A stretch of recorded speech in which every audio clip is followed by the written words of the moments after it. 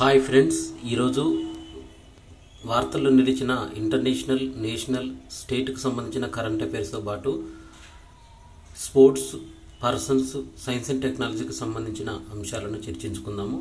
ముందుగా స్వచ్ఛ సర్వేక్షణ్. ఈ స్వచ్ఛ సర్వేక్షణ్లో భాగంగా తెలంగాణ రాష్ట్రానికి అవార్డుల పంట పండింది. పారిశుద్ధ్య నిర్వహణలో రాష్ట్రానికి జాతీయ స్థాయిలో పలు అవార్డులు దక్కాయి. స్వచ్ఛ సర్వేక్షణ్ గార్బేజ్ ఫ్రీ సిటీ విభాగాల్లో తెలంగాణలోని 20 పురపాలికలు 22 పురస్కారాలు సాధించాయి. 2023-24 సంవత్సరానికి గాను శుభ్రమైన నగరాల క్లీనెస్ట్ సిటీల విభాగంలో greater Hyderabad municipality corporation GHMC దేశంలో 9వ స్థానంలో నిలవటం పాటు 5 స్టార్ సర్టిఫికేట్ను పొందింది. గుండ్ల పోచంపల్లి, నిజాంపేట, సిద్దిపేట మున్సిపాలిటీలు సైతం జాతీయ స్థాయిలో అవార్డులను గెలుచుకున్నాయి. జోనల్ స్థాయిలో నిజాంపేట, ఫిర్జాదిగూడ, నార్సింగి, ఇబ్రహీంపట్నం, శంషాబాద్, నాగారం, తుర్కయంజాల్, బొల్లారం, ఐజా, అమీన్పూర్, బోడుప్పల్, బండ్లగూడ, జాగీర్, మేడ్చల్, దుబ్బాక, ఇల్లెందు, హుజూరాబాదు, ఆర్మూరు, సిద్దిపేట పురపాలికలు గుర్తింపు పత్రాలను పొందాయి. గురువారం ఢిల్లీలో జరిగిన ఈ కార్యక్రమంలో ఆయా అవార్డులను కేంద్ర మంత్రి హర్దీప్ సింగ్ అందజేశారు. GHMC కమిషనర్ రొనాల్డ్ రాసు, ఇతర అధికారులు ఈ కార్యక్రమంలో పాల్గొని అవార్డులను స్వీకరించారు. తెలంగాణలో మరిన్ని పెట్టుబడులు పెట్టడానికి గూగుల్ సంసిద్ధత వ్యక్తం చేసింది. వింగ్స్ ఆఫ్ ఫైర్ పుస్తక రచయిత అరుణ్ తివారీ, ప్రముఖ cancer robotic surgeon doctor Chinnababu Sunkavalli, అమెరికాలోని PI health cancer hospital managing director doctor Vinayaka చింతపల్లితో కలిసి గూగుల్ సంస్థ వైస్ ప్రెసిడెంట్ చంద్రశేఖర్ తోటతో కలిసి ముఖ్యమంత్రి రేవంత్ రెడ్డిని మర్యాదపూర్వకంగా వీరు కలిశారు. ఈ సందర్భంగా వీరు తెలంగాణలో పెట్టుబడులపైన చర్చించారు. వీరు ప్రభుత్వంతో కలిసి పనిచేయడానికి చంద్రశేఖర్ ఈ సందర్భంగా సుముఖత వ్యక్తం చేశారు.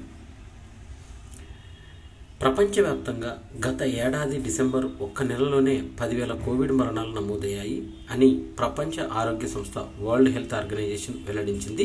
కరోనా లక్షణాలతో ఆసుపత్రుల్లో చేరిన వారి సంఖ్య దాదాపు 50 దేశాల్లో 42% పెరిగినట్లు, ముఖ్యంగా యూరప్, అమెరికా దేశాల్లో కరోనా వ్యాప్తి పెరిగినట్లు పేర్కొన్నారు.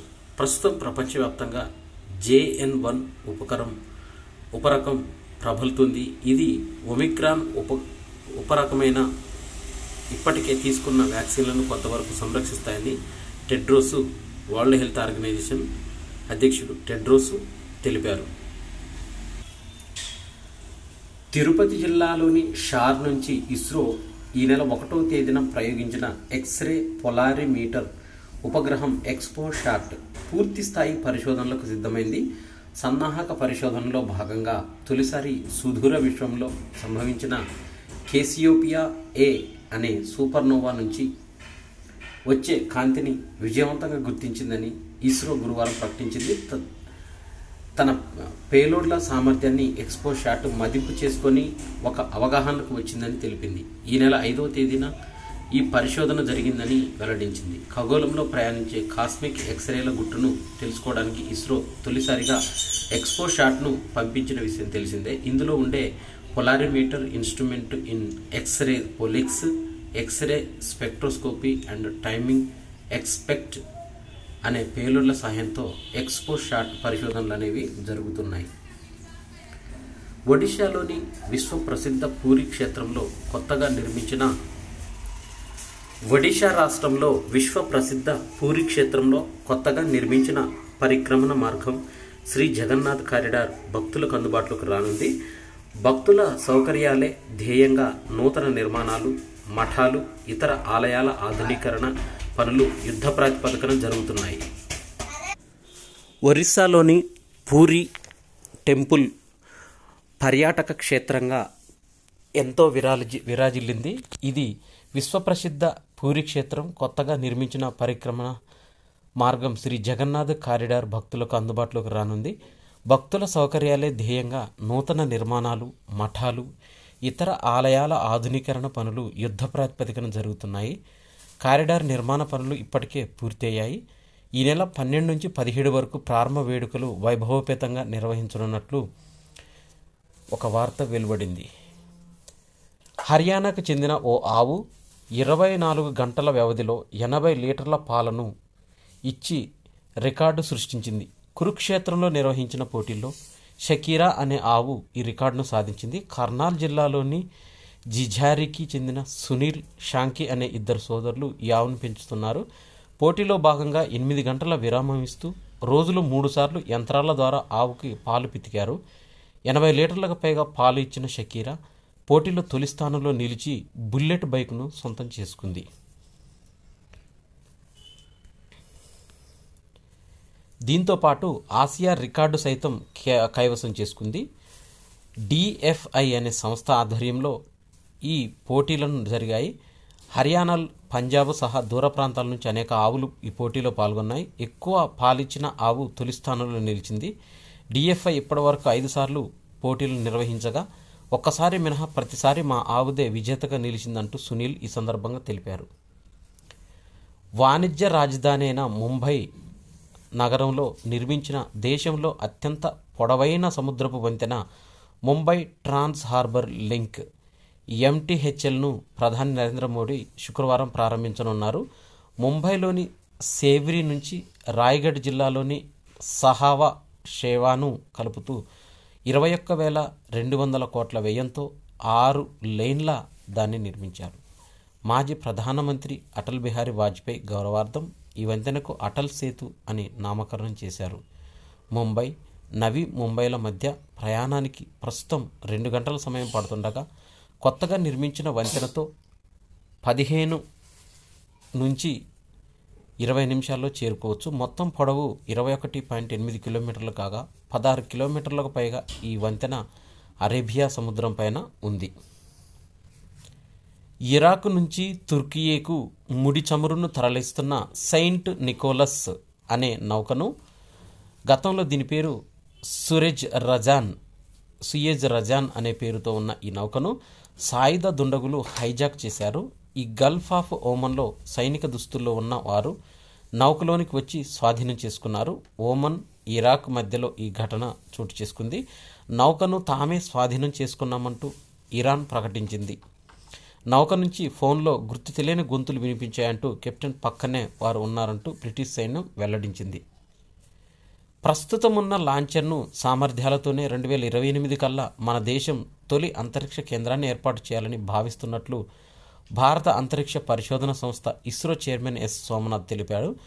ఇతర దేశాలు, సంస్థలు ప్రయోగాలు నిర్వహించేందుకు వీలుగా దాన్ని ప్రయోగశాలగా తీర్చిదిద్దాలనుకుంటున్నట్టు వెల్లడించారు.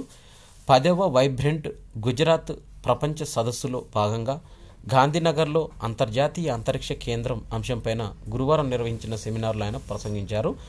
ఆర్థిక కార్యకలాపాలకు అంతరిక్ష కేంద్రం దోహదపడేలా ప్రణాళికలు రచిస్తున్నట్లు ఇస్రో చైర్మన్ ఎస్ సోమనాథ్ తెలిపారు. పార్లమెంటు బడ్జెట్ సమావేశాలను ఈ నెల 31న ప్రారంభమై ఫిబ్రవరి 9 వరకు కొనసాగే అవకాశం ఉంది. తొలి రోజు ఉభయ సభలను ఉద్దేశించి రాష్ట్రపతి ద్రౌపది ముర్ము ప్రసంగిస్తారు. ఫిబ్రవరి 1న కేంద్ర ఆర్థిక మంత్రి నిర్మలా సీతారామన్ తాత్కాలిక బడ్జెట్ను ప్రవేశపెడతారు. సార్వత్రిక ఎన్నికల నేపథ్యంలో ప్రస్తుత ప్రభుత్వం తీసుకొచ్చే చివరి పద్దు ఇది. తాత్కాలిక బడ్జెట్ అయినందున ఆకర్షణీయమైన ప్రకటనలు, విధానపరమైన కీలకమైన మార్పులు ఉండకపోవచ్చని ఇప్పటికే ఆర్థిక మంత్రి నిర్మలా సీతారామన్ సంకేతాలు ఇచ్చారు. మానవ కార్యకలాపాల వల్ల భూమి వేడెక్కుతూ ఉత్తర అమెరికా, ఐరోపా దేశాల్లో మంచు కరిగిపోతుందని అమెరికాలోని డార్ట్ మత్ కళాశాల పరిశోధకులు గుర్తించారు. శీతాకాలంలో మంచు కురవడంతో తగ్గుతుంది నిర్ధారించారు. వారి అధ్యయనం ప్రకారం 1981 నుంచి 2020 మధ్య అమెరికాలో ఈశాన్య నైరుతి ప్రాంతాలతో పాటు తూర్పు మధ్య ఐరోపా దట్టమైన మంచు పొర దశాబ్దానికి 10 నుంచి 20% చొప్పున కరిగిపోతుంది. శీతాకాలంలో ఉష్ణోగ్రత -8 డిగ్రీల సెల్సియస్ లోపు ఉంటే నేల మీద పడిన మంచు కరిగిపోకుండా దట్టంగా పేరుకుంటుంది. ఉత్తరార్ధగోళంలో 20% మంచు ఇంతటి అతి శీతల ప్రాంతంలోనే ఉందంటూ మానవ కార్యకలాపాల వలన భూతాపం పెరగడంతో ఈ ప్రాంతంలో ఉష్ణోగ్రత -8 డిగ్రీలను మించిపోయి దట్టమైన మంచు వేగంగా కరిగి నీరవుతుంది.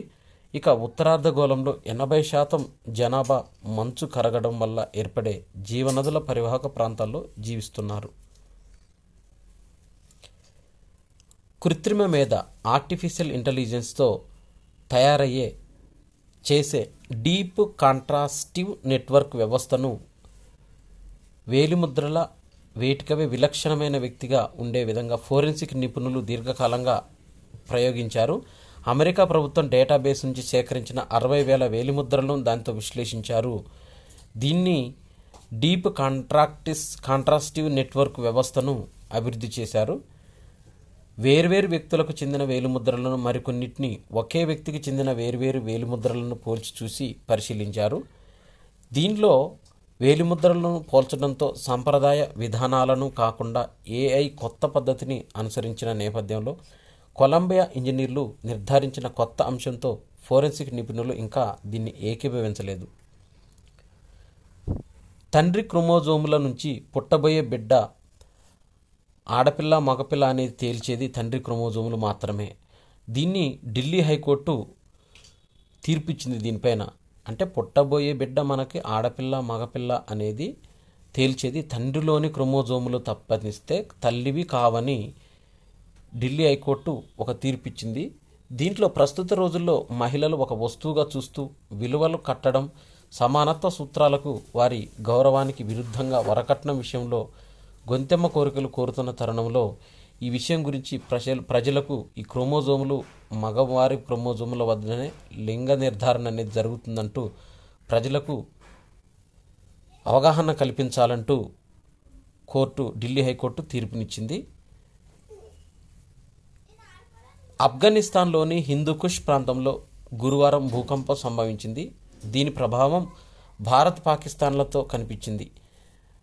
మధ్యాహ్నం 2:50 సమయంలో హిందూకుష్ ప్రాంతం కేంద్రంగా రెక్టర్ స్కేల్ పైన 6 తీవ్రతతో భూమి కంపించింది. ఢిల్లీ చుట్టుపక్కల ప్రాంతాలు సహా జమ్మూ కాశ్మీర్లోని పూంచ్ జిల్లా, దక్షిణ ఫిర్ఫంజాల్ ప్రాంతము, పాకిస్తాన్లోని లాహోర్, ఇస్లామాబాద్లోని భూమి కంపించినట్టు జాతీయ భూకంప అధ్యయన కేంద్రము ఒక ప్రకటన ద్వారా ఈ విషయాన్ని తెలిపింది.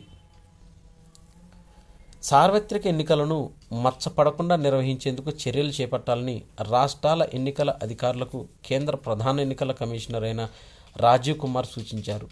ఎన్నికల నిర్వహణ అన్నది మన విధి నిర్వహణలో ఒక భాగం అంటూ 18వ లోక్సభ ఎన్నికల ఏర్పాట్లు నేపథ్యంలో ఎన్నికల సంఘం శుక్రవారాల్లో రాష్ట్రాలు, కేంద్రపాలిత ప్రాంతాలకు సంబంధించిన ముఖ్య ఎన్నికల అధికారులతో ఒక సదస్సును నిర్వహించింది ఢిల్లీలో. దీంట్లో ఓటర్ల జాబితా రూపకల్పన, ఐటీ అప్లికేషన్ల వినియోగం, డేటా మేనేజ్మెంటు, ఈవీఎం, వీవీప్యాట్లను సన్నద్ధం చేయటం, మీడియా కమ్యూనికేషన్లు గుర్తించడం. ఈ సందర్భంగా కేంద్ర ఎన్నికల సంఘం వెబ్సైట్ నూతన వెర్షన్ను కూడా ప్రారంభించారు. దీంట్లో ఇటీవల జరిగిన అసెంబ్లీ ఎన్నికలను కూడా విజయవంతంగా నిర్వహించిన అధికారులను ఆయన అభినందించారు. ఈ సందర్భంగా బంగ్లాదేశ్కు ప్రధానమంత్రిగా 5వసారి షేక్ హసీనా 76 సంవత్సరాల వయసులో ప్రమాణ స్వీకారం చేశారు. రాజకీయ, పౌర ప్రముఖులు, విదేశీ ప్రతినిధులు కూడా హాజరయ్యారు. హసీనాతో అధ్యక్షుడు మొహమ్మద్ షాబుద్దీన్ ప్రమాణ స్వీకారం చేయించాడు. గత ఆదివారం నిర్వహించిన సాధారణ ఎన్నికలలో ప్రధాన ప్రతిపక్షమైన బంగ్లాదేశ్ నేషనలిస్ట్ పార్టీ BNP దాని మిత్రపక్షాలు బహిష్కరించగా హసీనా సారథ్యంలో అవామీ లీగ్ అత్యధిక మెజారిటీతో పొందింది. ఈ విషయంపైన దక్షిణాసియాలో వ్యూహాత్మక స్థావరమైన బంగ్లాదేశ్ ప్రధాని హసీనా 2009 నుంచి కొనసాగుతున్నారు. బంగ్లాదేశ్ వ్యవస్థాపకుడైన షేక్ ముజిబుర్ రెహమాన్ కుమార్తె అయిన ఈమె సారథ్యంలో అవామీ లీగ్ పార్టీ ఇటీవల ఎన్నికల్లో 223 పార్లమెంటు స్థానాలకు మొత్తం 300 స్థానాలకు గెలుచుకుంది. ప్రధాన ప్రతిపక్షమైన బంగ్లాదేశ్ నేషనల్ పార్టీ నాయకులు కూడా మాజీ ప్రధాని ఖలీదా జియా పార్టీ రహిత తటస్థ ప్రభుత్వాధ్వర్యంలో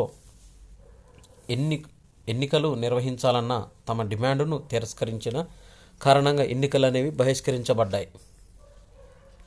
ప్రపంచవ్యాప్తంగా ప్రస్తుత పరిపాలన వ్యవహారాల్లో రామాయణ బోధనలను భాగం చేయడంపై దృష్టి సారించేందుకు అమెరికా వాషింగ్టన్ క్యాపిటల్లో బుధవారం ప్రత్యేక కార్యక్రమం జరిగింది. సమకాలీన ప్రపంచ రాజకీయాల్లో సాంస్కృతిక వారసత్వ ప్రాధాన్యాలను వక్తలు వివరించారు. Ramayana across Asia and beyond అన్న అంశంపైన హిందూ యాక్షన్ సంస్థ సదస్సు నిర్వహించింది. ప్రపంచంలోని శక్తివంతమైన పాస్పోర్ట్ కలిగిన ఉన్న దేశాల్లో France first place, Germany second place, Italy third place, Spain fourth place, Japan fifth place, Singapore sixth ప్లేస్లో నిలిచాయి.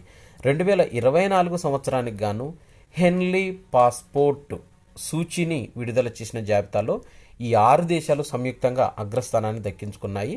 వీటిలో ఏకంగా 194 దేశాలకు ముందస్తు వీసా లేకుండా ప్రయాణించవచ్చు. కానీ దక్షిణ కొరియా ముందస్తు వీసా లేకుండా ప్రయాణించవచ్చు. ఉమ్మడిగా 2వ స్థానంలో నిలిచిన దక్షిణ కొరియా, ఫిన్లాండ్, స్వీడన్ పాస్పోర్టులతో 193 దేశాలు ఈ రకమైన ప్రయాణాలు అనుమతిస్తున్నామంటూ ఈ జాబితాలో 80వ స్థానంలో ఉంది. మన దేశం పాస్పోర్ట్ ఉంటే 62 దేశాలకు ముందస్తు వీసా రహిత ప్రయాణం చేయవచ్చని పేర్కొంది. బ్రిటన్ ప్రధానమంత్రి రిషి సునాక్తో భారత రక్షణ శాఖ మంత్రి రాజ్నాథ్ సింగ్ లండన్లో 10 డౌనింగ్ స్ట్రీట్లో బుధవారం భేటీ అయ్యారు. ఆర్థిక, రక్షణ సహా పలు రంగాలైన ద్వైపాక్షిక సంబంధాలపైన బలోపేతంపైన వారిద్దరూ విస్తృతంగా చర్చించారు. స్వేచ్ఛా వాణిజ్య ఒప్పందం ఫ్రీ ట్రేడ్ అగ్రిమెంట్ కోసం ఇరు దేశాల మధ్య జరుగుతున్న సంప్రదింపులు త్వరలోనే విజయవంతంగా ముగుస్తాయంటూ ఆశాభావం వ్యక్తం చేశారు. రిషి సునాక్కు రామ్ దర్బార్ విగ్రహాన్ని రాజ్నాథ్ ఈ సందర్భంగా బహుకరించారు. మరోవైపు లండన్లో భారత సంతతి వ్యక్తులతోనూ రక్షణ మంత్రి సమావేశమయ్యారు. బ్రిటన్లో ఆయన పర్యటన గురువారంతో ముగిసింది. ప్రపంచంలోనే అత్యంత విలువైన కంపెనీగా మైక్రోసాఫ్ట్ సరికొత్త ఘనతను సాధించింది. 2021 తర్వాత తొలిసారిగా యాపిల్ మార్కెట్ విలువ మైక్రోసాఫ్ట్ కంటే 0.9% కిందకు దిగజారింది. ఈ నెలలో యాపిల్ షేర్ విలువ 3.3% తగ్గితే మైక్రోసాఫ్ట్ స్క్రిప్ 1.8% రాణించడం ఉపకరించింది.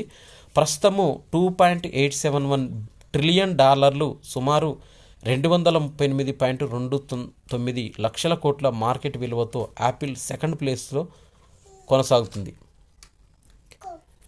హైదరాబాదులో 21వ విడత బయో ఏసియా సదస్సు ఘనంగా నిర్వహించడానికి ప్రభుత్వము, పరిశ్రమ వర్గాలు ముమ్మర సన్నాహాలు చేస్తున్నాయి. బయోటెక్నాలజీ రంగ పరిశ్రమలు తమ పరిశోధనా ఫలితాలను ప్రదర్శించడమే కాకుండా ఈ రంగంలో వస్తున్న నూతన మార్పులను తెలుసుకోవడానికి బయో ఏషియా ఎంతో ముఖ్యమైన వేదికగా హైదరాబాద్లోని హెచ్ఐసిసి వేదికగా 21వ విడత బయో ఏషియా సదస్సును ఫిబ్రవరి 26 నుంచి 28 వరకు నిర్వహించనున్నారు. ఈ సదస్సులో 50 దేశాల నుంచి 3,000 మందికి పైగా ప్రతినిధులు పాల్గొంటారని అంచనా వేస్తున్నారు. Data and AI redefining possibilities అనే ప్రధాన అంశంతో ఈ చర్చలు నిర్వహిస్తారు. ఆరోగ్య సేవలు రంగాలపైన కృత్రిమ మీద చూపే ప్రభావాన్ని అంచనా వేయడం ఈ చర్చల ప్రధాన లక్ష్యం. విదేశాల్లో నివసిస్తున్న ప్రవాసులు మన దేశంలో కుటుంబీకులు, సన్నిహితులు నిధులు పంపుతున్నారు. ఈ నిధుల బదిలీ ప్రక్రియను, రెమిటెన్స్ను మరింత సులభతరం చేసేందుకు national payments corporation of India NPCI పలు చర్యలు తీసుకుంటుంది. సింగపూర్ నుంచి నేరుగా ఇక్కడి వారి బ్యాంకు ఖాతాల్లోకి నిధులను కోరుకున్న వెంటనే బదిలీ చేసేందుకు UPI పే నౌ ద్వారా వీలు కల్పించాలని NPCI తెలిపింది. National payment corporation of India తెలిపింది. నిధుల బదిలీ జరిగిన క్షణాల్లోనే ఇక్కడి వారి ఖాతాల్లో ఆ మొత్తం కనబడుతుంది. ఈ సేవ ఏడాది అన్ని రోజుల్లోనూ 24 గంటలు అందుబాటులో ఉంటుందంటూ స్పష్టం చేసింది. UPI యూనిఫైడ్ పేమెంట్స్ ఇంటర్ఫేస్ ప్రధాన యాప్లైన భీమ్, ఫోన్పే, పేటిఎం పాటు SBI, axis bank, ICICI bank, DBS bank, Indian bank, Indian overseas bank వంటి DBS బ్యాంకుల ద్వారా ఇందుకు తోడ్పడతా ఉన్నాయంటూ తెలిపారు.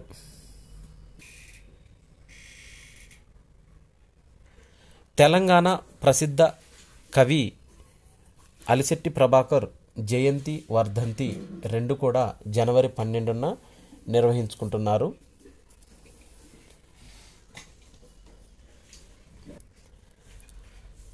ఇండియా వర్సెస్ ఆఫ్ఘనిస్తాన్ పైన తొలి T20లో రాణించిన భారత్ ఈ మ్యాచ్లో